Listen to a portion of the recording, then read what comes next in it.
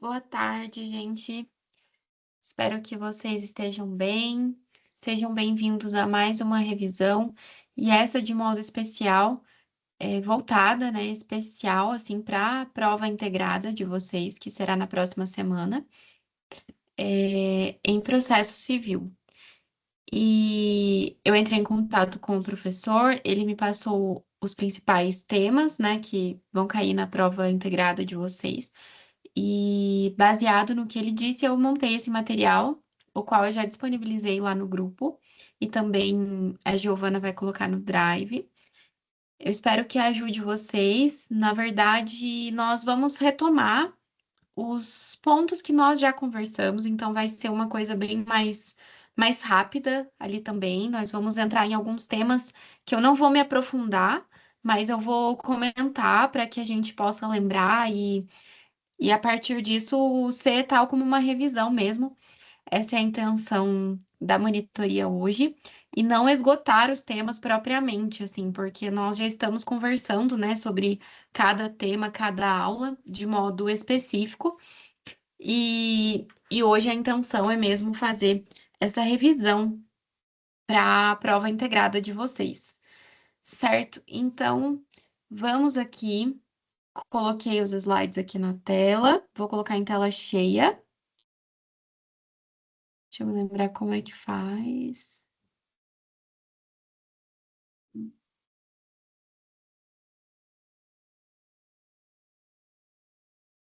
Tela cheia. Vamos ver. Pronto. Acho que tá dando para visualizar. Eu tô aqui com o celular do lado, então eu sempre fico olhando aqui para conferir se tá saindo tudo certinho, tá, gente? Então, basicamente, nós temos aqui uma revisão completa do processo executivo e, obviamente, eu vou aqui focar, dar o foco aqui para os temas que, como eu disse, eu conversei com o professor e que ele me disse que poderão cair na prova de vocês. Então, nós estamos aqui estudando no processo civil 2. É, já falamos, né, dos recursos e já adianto que não é o nosso foco aqui. Então, já conversamos sobre os recursos, as espécies, né, os recursos que existem. Após o trânsito em julgado, nós temos ali o início desse processo executivo, que é a matéria da nossa revisão, em que nós teremos um título e a partir desse título nós vamos executar ali, baseado no documento que nós temos, no que nós queremos, a fim de satisfazer esse crédito que existe, certo? Em favor do credor. Então vamos lá. Para a gente começar, vamos relembrar que a execução é esse mecanismo processual que é destinado para a satisfação desse direito. Então, temos aqui a figura do credor, em que ele tem um crédito, né? E temos o devedor, o qual tem um débito ali. Então, temos essas duas partes nessa relação. E o credor vai buscar ali a satisfação do seu direito, certo? Então, pode ser em dinheiro, pode ser valores mesmo, podem ser valores que ele está ali buscando, que é o caso, a maioria dos casos, né? Ou também executar uma obrigação de fazer, a entrega de alguma coisa. Então, é isso, essa noção geral. Aqui, para a gente diferenciar, nós temos os institutos aqui do cumprimento de sentença e da execução de título extrajudicial, porque foi como nós conversamos bastante nas nossas revisões. Lá na nossa linha do tempo do processo civil, nós temos o processo de conhecimento, né, a fase cognitiva ali do processo, em que o juiz vai dizer o direito. Então, as partes vão apresentar ali o seu ponto de vista, né, o autor com a petição inicial, depois o réu com a contestação, depois vai ter instrução probatória, vão ter ali produção de provas orais, se o caso. E a partir disso, a partir de todo esse processo de conhecimento, o juiz vai prolatar a sentença. A sentença é um título executivo judicial e ela tem força para que o credor possa executá-la. Então, a sentença, ela vai ser um título. é um direito ali que está me dando. Então, o juiz vai pegar e falar assim: olha, você, autor ou você, réu, você tem esse direito. Toma aqui esse título e agora esse é o seu direito. Então, ele é como se visualizem mesmo ali essa entrega, né? Vamos imaginar essa entrega mesmo do papel ali, daquele direito. Então, ele me dá esse direito após toda a fase cognitiva do processo. A partir deste título, que é um título judicial, no caso da sentença, nós vamos entrar com o cumprimento de sentença. Então, ele é um incidente, ele é no mesmo processo em que foi proferida a sentença. Então, lembre-se que não é necessário a instauração ali, de um novo processo, um novo procedimento, mas é um incidente, ou seja, é ali juntinho com o processo principal. Nós apenas vamos executar aquilo que foi dito na sentença. Por outro lado, né, nós temos os títulos que são extrajudiciais. Então, a sentença é o nosso exemplo aqui de um título judicial. Já temos os títulos extrajudiciais. E o CPC, ele vai nos dizer, né, no rol, lá do artigo 274, salvo engano, que ele vai dizer o que são títulos executivos extrajudiciais. Então, esses títulos em que o CPC nos elenca, né, que são títulos executivos extrajudiciais, como, por exemplo, um contrato assinado com duas testemunhas, ele tem força executiva. Então, eu posso pegar esse título que foi produzido, foi manifestado ali de forma extrajudicial e posso executar no Poder Judiciário a partir de um processo autônomo. Ele é independente, mas não requer todo aquele processo cognitivo. É, é uma coisa, é um processo mais célere, né, mais rápido, porque nós estamos aqui falando de um título executivo extrajudicial. Então, essa é a principal noção ali que nós precisamos ter. Vamos relembrar também alguns princípios da execução, bem rapidinho, que a gente já conversou bastante dos princípios. Então, aqui eu coloquei os principais existentes, né? Que é nula executio sine título, então não há execução sem um título válido. Nós precisamos ali dizer, ter em mente que a execução ela é condicionada a um título válido. Então, estamos aqui ou falando de um título judicial ou extrajudicial, mas que seja um título válido. Então, só a execução com o título. O princípio da patrimonialidade. Então, aqui é muito importante que, em regra, nós, no direito civil, o devedor não vai responder ali com a sua liberdade, né? Apenas com seus bens, seu patrimônio. No entanto, existe o Instituto da Execução Frustrada. Porque, por exemplo, nós podemos ali tentar diversas medidas e ainda assim, se o devedor não tem patrimônio, nós não conseguimos de forma alguma atingir o patrimônio dele, infelizmente, não tem o que fazer. Ele não pode responder ali, por exemplo, com a sua liberdade, não tem o que fazer. É, Então, estamos aqui falando de uma execução frustrada. Claro que a única exceção que existe, que nós conversamos, que é na execução de alimentos, em que há o Instituto da Prisão Civil, mas é um caso bem excepcional e é a única hipótese aqui no direito civil, que nós estamos falando do processo civil, que é o rito da prisão na execução de alimentos. O princípio da menor onerosidade, nós conversamos, né, em que o devedor, a execução, ela deve ser o menos gravosa possível. Então, a execução não pode ser ali um meio de vingança. Nós dizemos assim, ela não deve ser um meio de vingança, mas apenas tão somente de satisfação dessa dívida, né, gente? Então, temos ali aquela ordem preferencial que nós conversamos, sendo certo que primeiro, é priorizada a penhora em dinheiro, que seja ali bloqueio nas contas bancárias. Então, assim, existe esse princípio da menor onerosidade. Então, deve ser o meio menos gravoso para o devedor. E de forma que haja esse equilíbrio também com a satisfação desse crédito junto ao credor. Então, ali, o princípio da utilidade, nosso quarto princípio. O princípio da utilidade, em que toda execução ela deve trazer um resultado prático, ela deve ser útil. Não somente aquilo, como eu disse, né? Um meio de vingança ou algo nesse sentido. Ela deve ser, ter esse escopo de satisfação da dívida e tão somente isso, mas a execução, essa persecução ali mesmo do patrimônio do devedor, ela só é feita quando realmente necessária.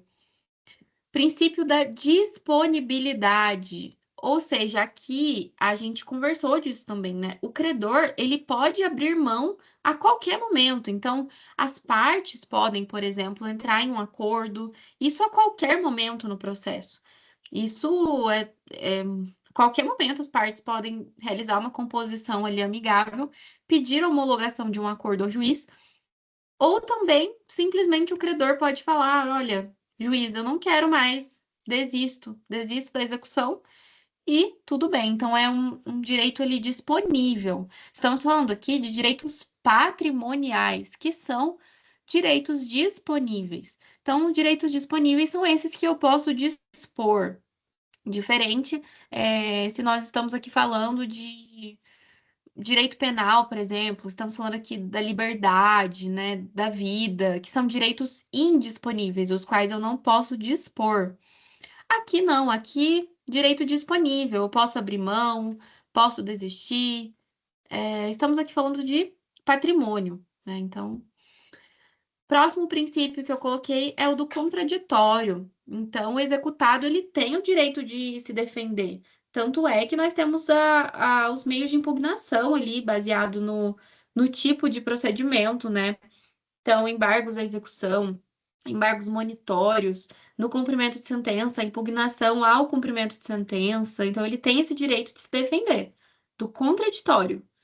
Mesmo tendo um título, não quer dizer assim que é absoluto, né? Pode ter outras questões que ele vai se defender, enfim, ele tem o direito ao contraditório. E por fim, o princípio da boa-fé. Estamos aqui falando, o maior exemplo que nós trazemos para isso é a vedação ali, né? Essa fraude à execução. Então, vejam só, a fraude à execução, ela é uma violação expressa ali dessa boa-fé processual. Porque na fraude à execução nós vamos conversar, né? O devedor, ele faz ali meios ardilosos, assim mesmo, para poder se esquivar do pagamento da dívida. Então, ele está agindo de má fé. Então, é esperado que ambas as partes ali, tanto o credor quanto o devedor, o exequente, executado, enfim, eles agem com a boa fé processual. E também temos em mente que condutas abusivas vão gerar sanções. Então, podemos aqui falar de litigância de má-fé, enfim, e outras sanções que existem que as partes podem sofrer por conta da má-fé processual ali, má-fé na execução. Então, vamos retomar. Princípios. Nula executio sine título, não há execução sem título. Patrimonialidade, princípio da menor onerosidade, da utilidade, da disponibilidade, do contraditório e princípio da boa-fé. Então, aqui, novamente, eu comentei lá no comecinho, mas vamos falar aqui dos títulos executivos. Então, eu até coloquei aqui os dispositivos legais e alguns exemplos, né, dos dois casos aqui que nós temos. Então, nós temos o título executivo judicial, que é o nosso exemplo principal ali, é a sentença. Pode ser uma sentença condenatória, no caso do processo ali de cognição, ou uma sentença homologatória. Vamos supor que, outra coisa, né? Às vezes, vamos supor assim, lá na inicial, vamos pensar num processo mais célere, mais rápido.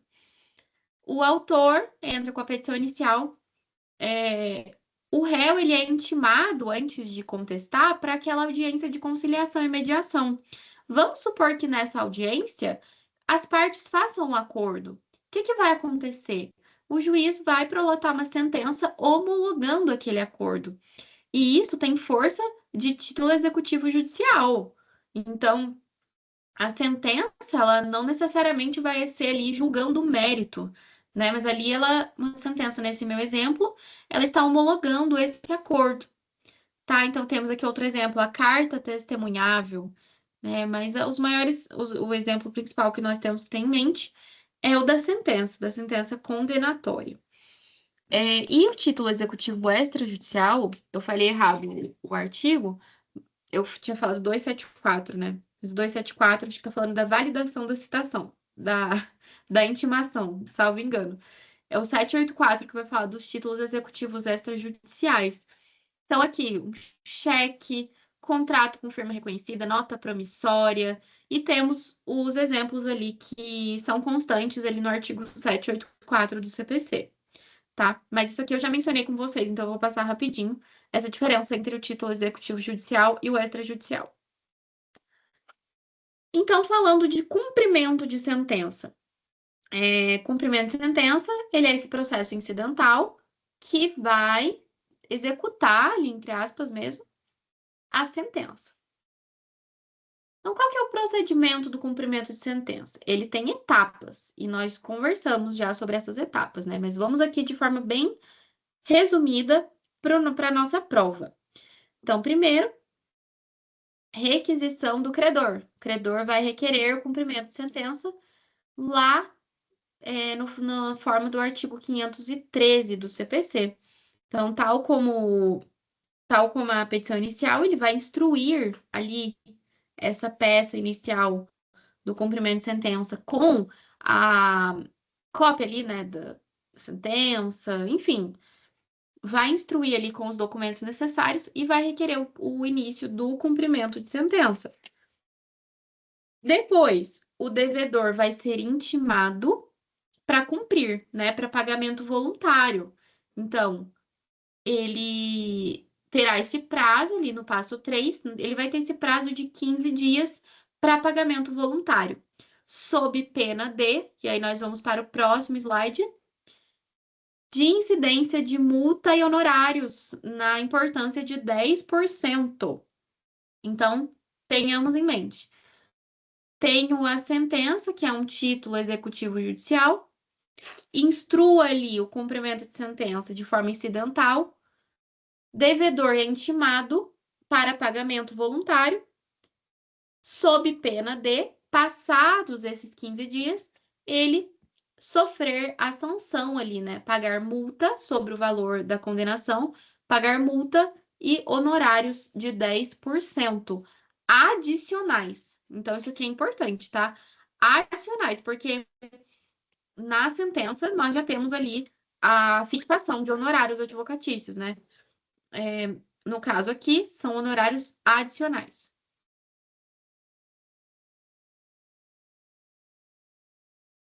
E qual defesa é cabível? Que a gente estava falando, lembra do princípio do contraditório? Então, qual defesa é cabível aqui neste caso? Ele pode oferecer a impugnação ao cumprimento de sentença. Vamos pegar o dispositivo aqui? Pegar meu código. É o 525 do CPC.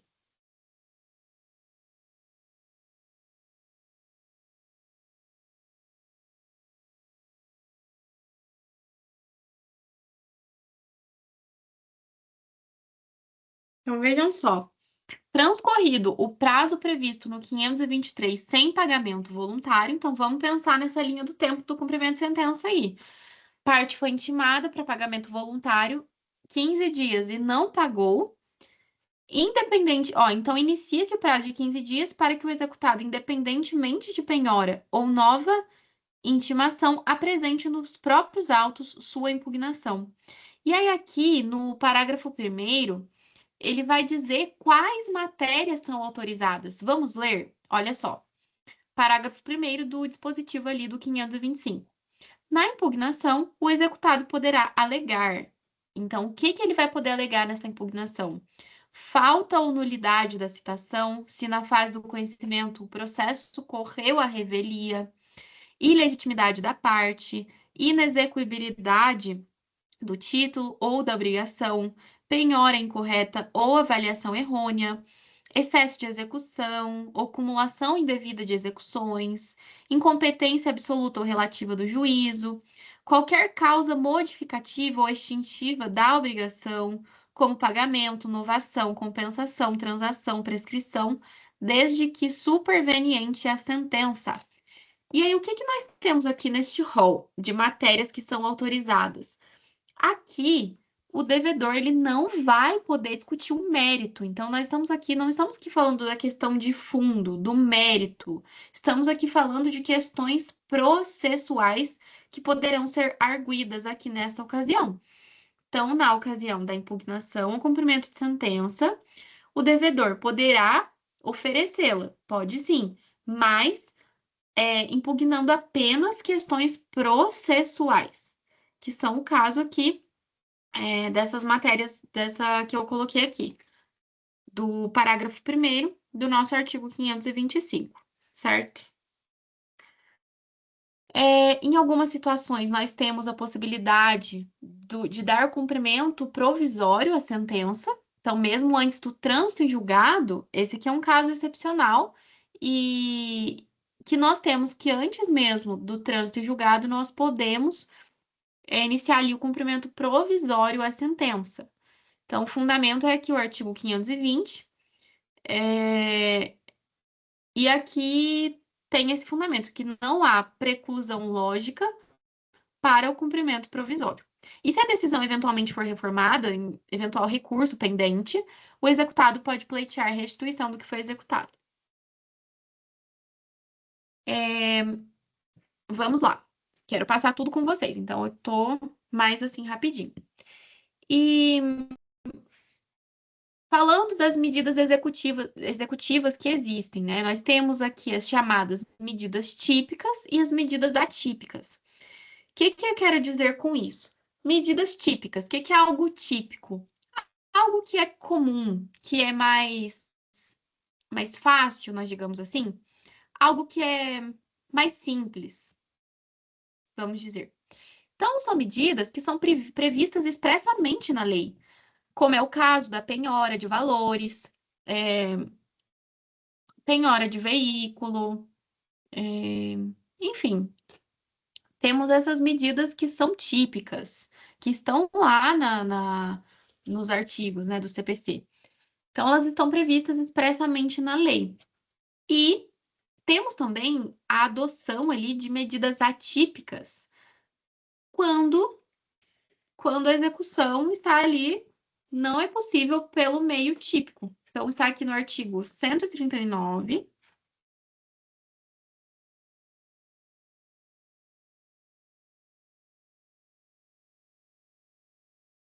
Porque veja só, o artigo 139 ele vai dizer o seguinte, que o juiz ele tem que determinar, o caput do 139 diz o seguinte: o juiz dirigirá o processo conforme as disposições desse código, incumbindo-lhe, ou seja, incumbe ao juiz, entre outros incisos aqui, determinar todas as medidas indutivas, coercitivas, mandamentais ou subrogatórias necessárias para assegurar o cumprimento de ordem judicial, inclusive nas ações que tenham por objeto prestação pecuniária. Então, pessoal, isso aqui na prática enseja, né, embasa pedidos outros. Então, por exemplo, eu estou lá na execução, vejo que os meios típicos não estou logrando êxito com os pedidos de penhora, pesquisa veicular, penhora de imóvel, não consigo pelas medidas típicas. E aí, eu vou usar este inciso aqui, deste artigo, para embasar outros pedidos, para forçar, é uma medida coercitiva. Então, lembrem-se, para forçar ali mesmo o devedor a pagar a dívida. Então, por exemplo, a jurisprudência, já existe jurisprudência que aceita suspensão de CNH, passaporte, bloqueio de contas para transferências bancárias. Então, são medidas atípicas e totalmente excepcionais. Precisa, ser embasada com ali jurisprudência, por conta de ser uma medida coercitiva totalmente atípica, longe da regra ali que é a penhora e a expropriação, certo? Mas saibam que existe.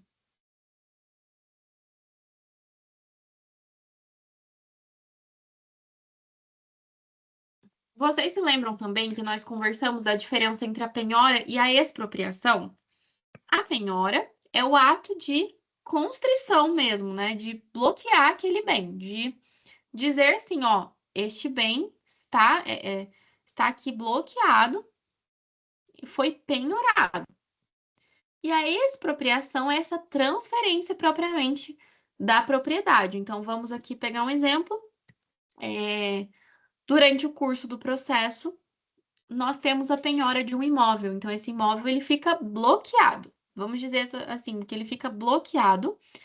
E, ao final, no momento de expropriação, nós temos essa transferência forçada da propriedade desse imóvel, a fim de chegarmos aqui no tópico 3, que é a satisfação da dívida. Então, temos esses três passos: primeiro a penhora, depois a expropriação, que é essa transferência forçada, até chegarmos à satisfação da dívida e consequente extinção do processo. Então, aqui, o princípio que nós aplicamos é o princípio da menor onerosidade para o devedor. Então, a expropriação, ela tem esse objetivo de transformar o bem penhorado em dinheiro. Então, nós temos ali os meios, né, de expropriação que a gente conversou. Então, por exemplo, no caso do imóvel, o credor, ele pode querer a adjudicação mesmo, né, tomar para si aquele imóvel, ou também fazer ali transformar o bem em dinheiro. Ele pode levar a leilão e pegar ali o dinheiro, converter aquele bem em dinheiro. Então, assim garantindo a efetividade da execução. Então, ele tem essas alternativas, de forma que seja a menos oneroso possível para o devedor, certo? Quais são as modalidades de expropriação que nós conversamos? A adjudicação, que é o que eu acabei de mencionar, em que o credor ele fica com esse bem penhorado como forma de satisfação do crédito e o valor do bem é compensado com o valor da dívida. Então, vamos supor que a dívida é 1 milhão, o devedor tem um imóvel de sua propriedade que vale 500 mil, o credor toma para si este imóvel e fala: não, eu não quero vender, eu quero ficar para mim este imóvel, este terreno, essa matrícula, né?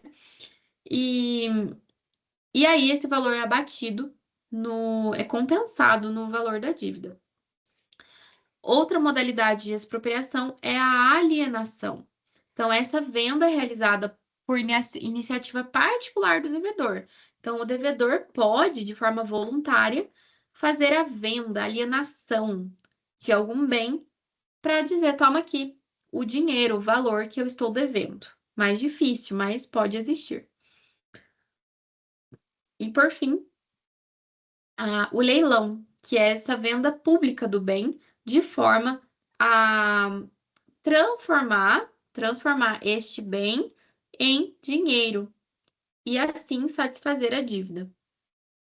Então, formas de expropriação, modalidades: a adjudicação, a alienação e o leilão. E aqui, outro conceito importante no que diz respeito ao leilão, que nós conversamos, que é no caso aqui do preço vil. Então, guardem isso. O que é o preço vil? Ele é manifestamente vil quando for inferior a 50% do valor de avaliação do bem. Então, vamos supor assim, na prática processual. O imóvel vai ser avaliado, ele deverá ser avaliado. Então, após a avaliação, vai ter um valor e a venda, né, esse leilão, não pode acontecer no caso de preço vil, uma venda ali no preço vil, que é inferior a 50% do valor de avaliação do bem.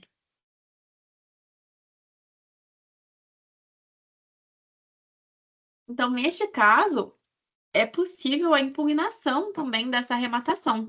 Então, o devedor pode dizer assim: peraí, vocês estão aqui vendendo o imóvel por menos de 50%, por menos da metade. Então, isso é indevido. Isso é causa, inclusive, de anulação dessa venda por uma lesão excessiva. Então, o preço vil é uma vedação, essa venda pelo preço vil, qual seja de um valor inferior a 50% do valor de avaliação deste bem. E depois aqui, a arrematação. Então, acontece aqui o lance vencedor, o juiz vai aprovar, vai homologar e, posteriormente, ocorre a adjudicação, em que há o pagamento e a transferência do bem. E aí, o que que seria essa arrematação? A arrematação é o ato que vai finalizar essa venda, então vai se tornar definitiva e obrigatória para as partes.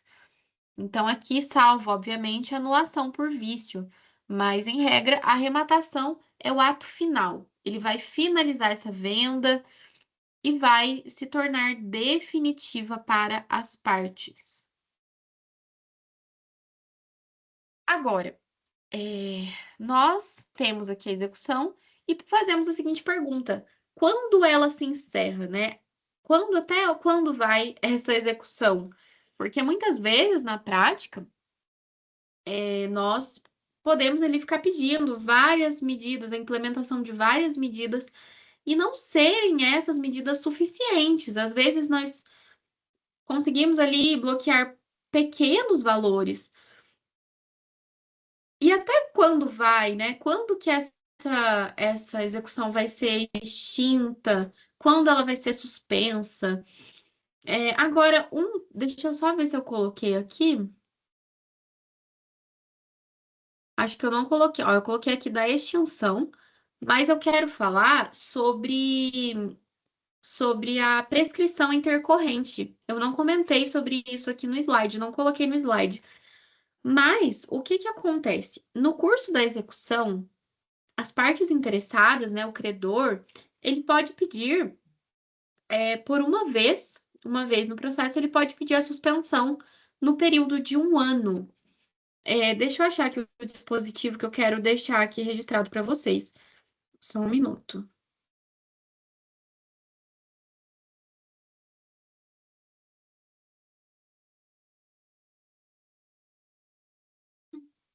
Então, tá aqui no 921.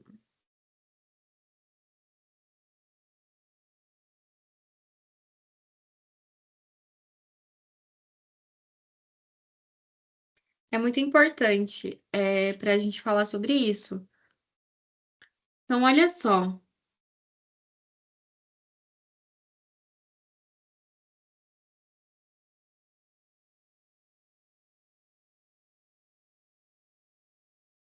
Então, aqui no 921, ele vai falar das hipóteses de suspensão mesmo ali da execução. Então, suspende-se a execução, no inciso 1, nas hipóteses dos artigos 313, 315, no que couber, no todo ou em parte, quando recebidos com efeito suspensivo os embargos à execução, quando não for localizado o executado ou bens penhoráveis. Se a alienação dos bens penhorados não se realizar por falta de licitantes, o exequente em 15 dias não requerer adjudicação nem indicar outros bens penhoráveis, quando concedido parcelamento, então aqui também quando pode acontecer a suspensão. Se as partes fizerem um acordo, a gente pode pedir a suspensão. Então a gente vai pedir lá para o juiz a suspensão pelo prazo do parcelamento, enfim. Então, lembre-se que a suspensão é essa pausa. Então, nós temos uma pausa no meio do processo. Nas hipóteses do. Aqui, olha, esse ponto que eu queria falar. O parágrafo primeiro vai dizer o seguinte: nas hipóteses do inciso 3, qual seja, que é quando não for localizado, executado ou bens penhoráveis. Então, quando não for localizado o executado ou bens penhoráveis, aí, parágrafo primeiro, o juiz suspenderá a execução pelo prazo de 1 ano, durante o qual se suspenderá a prescrição. Ou seja, aqui não vai acontecer, nesse período não vai correr a prescrição. Então, a gente tem que tomar cuidado com a prescrição intercorrente, certo? Então,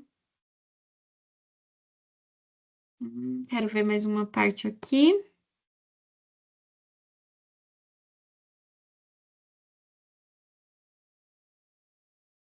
É isso. Eu sugiro vocês lerem esses dispositivos, né? Os 921 e seguintes, que ele vai falar assim, das regrinhas, das hipóteses de suspensão, que são muitas para a gente comentar aqui. Eu estava lendo ali para ver se eu tinha algum específico, mas acho que é isso.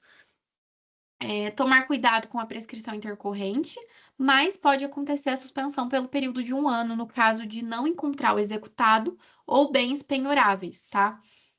E a extinção, ela acontece quando tem esse término definitivo da execução, ou quando prescreve, quando acontece a prescrição intercorrente, aí o juiz extingue o processo, arquiva, ou quando o débito ele é totalmente ali satisfeito. Então, o credor ele vai alegar ali a satisfação total dessa dívida. E, para tanto, o processo, a execução será extinta. Aqui eu comentei do 921. Então, quando que pode acontecer a suspensão? Quando houver a inexistência de bens penhoráveis ou dificuldade comprovada na localização do devedor, a gente pode pedir, né, essa suspensão pelo período de 1 ano. Quando houver acordo, então as partes podem pedir ali essa suspensão, quando houver o parcelamento ali de um acordo, transação, compromisso. E aqui o parcelamento, né, aceitação pelo credor de pagamento em parcelas. E aí suspende as medidas coercitivas até o prazo final deste parcelamento. E a extinção? A extinção, temos aqui exemplos, que é o caso da quitação total da dívida, o mais comum e o que nós esperamos, né? Então, a dívida é totalmente adimplida ali, e aí nós temos a extinção dessa execução. Quando há prescrição do direito de executar, quando há a decadência, quando há ausência de título executivo ou a desistência da execução.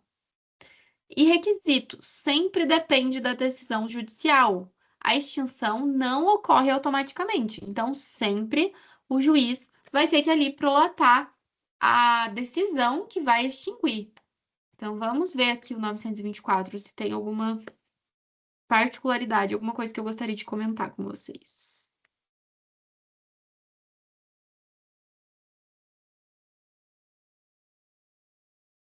O que vai falar aqui desse requisito essencial é o 925, que vai dizer, ó, a extinção só produz efeito quando declarada por sentença.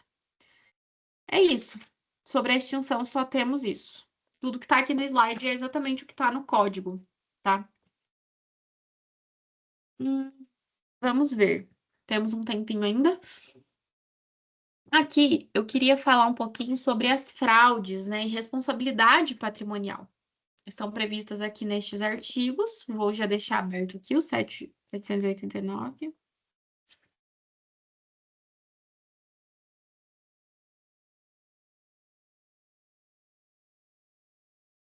Então, ele vai dizer aqui da responsabilidade patrimonial, né? O devedor ele tem que responder ali com todo o seu patrimônio, como é que é, né? O que que diz o código quanto à responsabilidade patrimonial e também quando acontece a fraude, é que a gente estava falando da fraude à execução. Então, vamos ver isso nessa parte do slide. Então, aqui eu coloquei este resuminho sobre a fraude à execução, que está lá no 792. Vamos ler aqui juntos. Olha só, a alienação ou oneração de bem é considerada fraude à execução quando, e aí aqui tem as hipóteses que podem ensejar a fraude à execução. Então, quando tiver. Aqui nós temos diversas, mas vou dar um exemplo. Quando sobre aquele bem pender a ação fundada em direito real, ou com pretensão rei persecutória. Deixa eu ver uma mais simples para a gente conversar. Basicamente, é quando o devedor ele vai agir de má fé, a fim de escapar dessa dívida, tá? Então, é um rol ali exemplificativo. Existem vários casos, né, que podem ensejar ali a fraude à execução. E também nós temos aqui um terceiro, né? E vamos ler aqui juntos esse resuminho. O que vai configurar essa fraude? Ela vai ocorrer quando o devedor ele vai vender, alienar, né, ou onerar bens após o processo de execução. Então, nós já temos a execução correndo e o devedor vai e vende, passa o seu bem para o nome de outra pessoa, a fim de se esquivar ali do pagamento dessa dívida. Então, qual que é a consequência principal da fraude à execução? É um ato ineficaz. Então, ela não é anulada, mas ela é ineficaz perante o credor. Então, isso é uma proteção que existe. Imaginem só, se todo mundo pudesse fazer isso, né? A gente tem uma execução ali contra mim e eu imediatamente vou lá, vendo meus bens, me desfaço de tudo, a fim de me esquivar dessa dívida. Então, este ato é ineficaz perante o credor. Então, o bem ele vai poder ser penhorado mesmo nas mãos do terceiro. Então, vejam só a importância, né, de uma assistência ali, jurídica, só um comentário, né, um parênteses ali. Uma assistência jurídica mesmo quando você vai adquirir um imóvel, por exemplo, como você precisa saber qual o histórico disso. Vamos supor que a pessoa que está vendendo, ela tem ali, sobre esse imóvel, tá ali, vai recair uma possível penhora e a gente não sabe, né? E o terceiro vai ser prejudicado.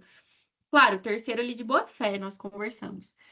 Então, a fraude à execução, ela é independente de má fé comprovada. Basta que o ato prejudique o credor no momento da alienação. E aqui, nós podemos confundir com a fraude contra credores. Porque a fraude contra credores, ela vai exigir aquela ação pauliana, lembre-se. E a fraude à execução, ela já é reconhecida nos próprios autos, tá?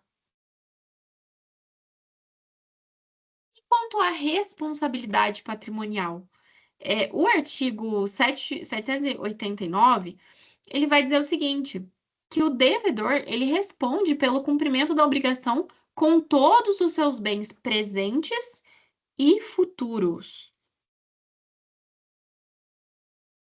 Deixa eu conferir aqui. Quero conferir se está saindo certinho o áudio.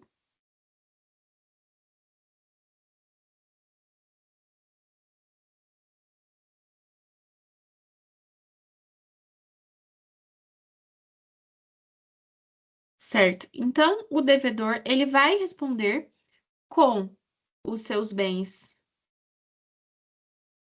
Isso mesmo, com seus bens presentes e futuros. Ou seja, a partir ali da execução, ele vai responder com os bens que ele tem e os que ele vier a adquirir. Então, tem que monitorar, né? A parte o exequente ali. Vamos supor que no curso da execução ele adquire um bem. Então, presentes e futuros. E aqui nós temos algumas regrinhas. Então, bem de família, nós temos aqui a Lei 8.009 de 90, que vai dizer sobre a empenhorabilidade dos bens de família e as regras específicas. Então, em regra, o imóvel residencial é empenhorável. Temos algumas situações excepcionais, que é quando há mais de um imóvel, né, sendo bem de família, enfim, especificidades da lei, na Lei 8.009 de 90, tá? Mas, em regra, bem de família é empenhorável. Outra coisa, temos a questão do salário, que verbas alimentares são impenhoráveis. E aqui nós estamos nem falando da execução de alimentos.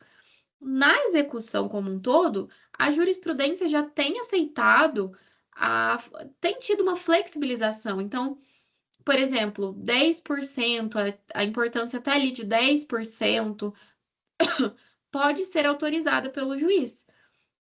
Então, existem ali inúmeras jurisprudências que vão permitir essa penhora parcial do salário. Mas, na regra Isso é totalmente excepcional. Na execução geral, assim. No que estamos falando de execução de alimentos, isso pode acontecer sem dúvidas, por conta do caráter ali alimentar. E bens futuros, que são esses bens adquiridos após execução. Eles também respondem pela dívida. Vamos ver o que nós temos aqui. Temos os últimos slides. Temos bastante coisa aqui ainda e não vai dar tempo, mas eu deixei o material para vocês e nós vamos falando aqui o que nós conseguirmos, tá? Eu parei aqui, né? Da desconsideração da personalidade jurídica. Vamos supor aqui, né, a execução, temos ali a execução correndo, o processo executivo, e quando nós temos ali as características, né, de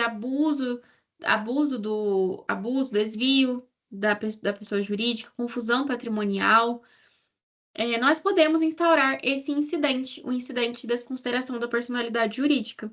Então, quando que ele vai ser aplicado? Quando o sócio ou a pessoa jurídica abusa da personalidade jurídica, há desvio de finalidade ou confusão patrimonial.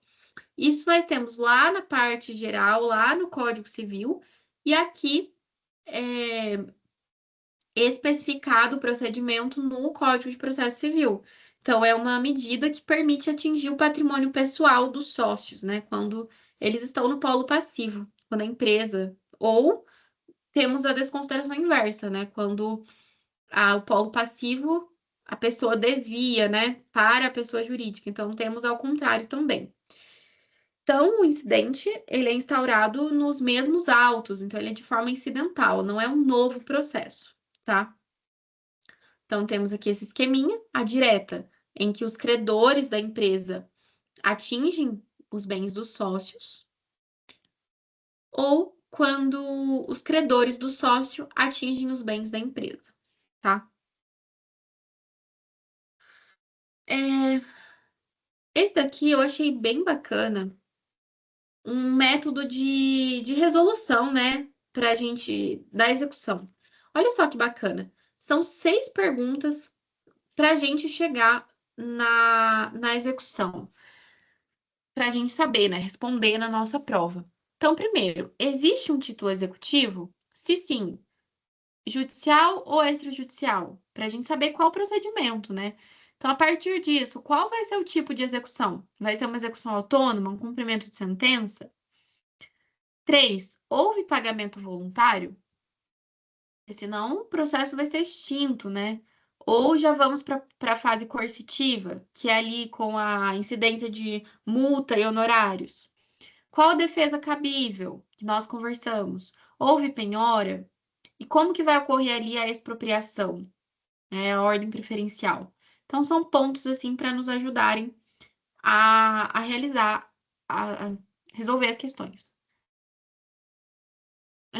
Aqui nós temos, resumindo também, sobre o procedimento executivo. Então, nós temos ali um título executivo, temos o procedimento, oportunidade para defesa e a penhora. Não foge disso. Em resumo, o processo executivo não foge dessa linha. E aqui é um mapa mesmo da execução, com os dispositivos aqui embaixo para visualização. Já conversamos também sobre a execução de título executivo, execução de título extrajudicial, né? Então, é o procedimento específico que nós já conversamos, que vai ser instruída a petição inicial com o título executivo extrajudicial, contendo a discriminação ali do débito, os documentos. E aí, vamos ter aqui a intimação, citação e intimação do devedor para pagamento em 3 dias, certo? Então, a partir do não pagamento, vamos ter a realização da penhora. Então, pode. Aí, essa regra geral, né, do procedimento executivo. Penhora desde dinheiro até imóveis, seguindo a ordem de preferência que conversamos. Então, defesa do devedor. Ele pode, aqui na execução de título extrajudicial, ele pode entrar aqui com embargos à execução, previsto no 914 do CPC. Então, ele vai apresentar ali a defesa específica. Então, qual que é o prazo? 15 dias da citação, certo? Vamos ver que mais. Penhora. Então, já falamos da penhora, que é o ato que vincula o bem ao processo. Então, ele é aquele ato de bloquear o bem. Então, a gente conversou sobre isso também. Vou pular aqui, que a penhora, falamos, né, que é esse ato de garantir o juízo, né? Então, torna indisponível. Aqui os efeitos da penhora, né? Vai tornar esse bem indisponível, vai tornar ineficaz a alienação posterior. E aqui, qual que é a importância da penhora? Porque a partir da data da penhora, a partir daí, qualquer ato que o devedor fizer com aquele bem será ineficaz para o credor. Porque o bloqueio ali, nessa penhora, é o juiz dizendo, o juízo, né? O juiz, um processo, ele dizendo, olha só, esse processo, esse bem está bloqueado. Ele é garantia de satisfação do crédito junto ao credor. Ordem de preferência. Primeiro, valores em espécie. Então, primeiro em dinheiro, sempre. Nunca vamos nos esquecer disso. Então, sempre em dinheiro. Depois, títulos e valores mobiliários. Então, a pessoa tem dinheiro aplicado, títulos de dívida pública, outros valores. Depois, bens móveis, então, veículos, mercadorias, bens móveis como um todo. E ao final, se ainda assim, né, na ordem de preferência, os bens imóveis. Então, basicamente, vamos guardar assim. Então, primeiro, dinheiro, depois, títulos e valores mobiliários, bens móveis e bens imóveis. Coloquei aqui um pouquinho falando sobre os bens impenhoráveis, que eu mencionei ali anteriormente. Salário é impenhorável, em regra, bem de família, instrumentos, utensílios de trabalho são impenhoráveis, seguro de vida, pensão alimentícia, entre outros, que são impenhoráveis na forma da lei. E isso tudo está previsto lá no artigo 833, tá? E existem exceções, como eu já mencionei. Avaliação dos bens, depois vocês olham com calma. Instrumentos de defesa, já conversamos, né, sobre a impugnação ao cumprimento de sentença, embargos à execução. E aqui, não vai dar tempo, mas eu queria lembrar, né, que existem execuções especiais que nós conversamos. Temos a execução de alimentos. Lembre-se que existem os dois ritos, o rito da prisão e o rito da penhora. Rito da prisão apenas para as últimas 3 parcelas. E se for além disso, apenas via o rito da penhora. A acumulação é possível, lembrem-se, mas em processos apartados, nunca juntos. Temos ali a execução contra a fazenda pública, conversamos sobre isso também. A ordem de preferência dos pagamentos. Qual é a diferença, né? Que os bens públicos, eles são impenhoráveis, né? Então, depende ali a satisfação do crédito, ele depende da disponibilidade orçamentária. E são pagos, via de regra, de 2 formas, pelo precatório ou pelo RPV, requisição de pequeno valor, a depender do teto, a depender de quanto é o teto desse valor, sendo RPV destinado para valores menores e, consequentemente, um pagamento mais imediato, mais rápido, e o precatório para valores maiores, que dependem da ordem cronológica. E aqui nesse esqueminha, para a gente lembrar a ordem. Então, primeiro, lembre-se que tem aquele super preferencial, né? A gente comentou sobre isso nas últimas revisões. Temos os que são preferenciais, que são os alimentares, né? E tem os super preferenciais, que são aqueles que são alimentares e, sobretudo, são os credores são pessoas deficientes, com doenças graves ou mais de 60 anos. Execução fiscal. Coloquei aqui, mas eu não sei se vocês estudaram, porque é mais voltado ali mesmo para o direito tributário. E, por fim, falei aqui um pouquinho da ação de cobrança e a ação monitória, né? A gente tem aqui que a ação de cobrança, ela segue todo o rito ali da cognição. Então, nós não temos um documento, né? Não temos uma prova documental. Então, ela vai seguir o procedimento comum. Tenham isso em mente, que é mais simples de guardar. Enquanto a ação monitória, nós temos uma prova escrita, mas ela não tem força de título. Então, ela vai ser mais rápida que a ação de cobrança, obviamente, mas vai precisar ali de uma conversão, né? Para o título executivo judicial.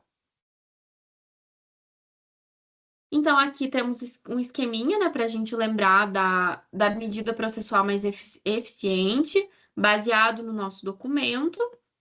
Sendo certo que, ó, se nós temos um título executivo, temos uma execução direta, que é aquela execução de título extrajudicial.